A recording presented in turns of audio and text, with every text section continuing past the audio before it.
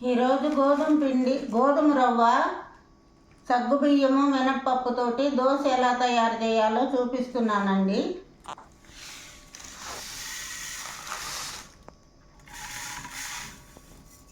ఒక గ్లాసున్నర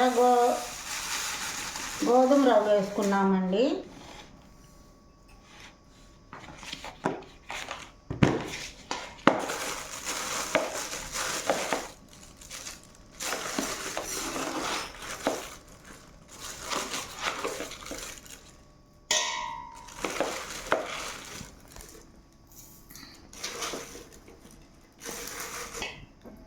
గ్లాసు మినప్పప్పు వేసాను.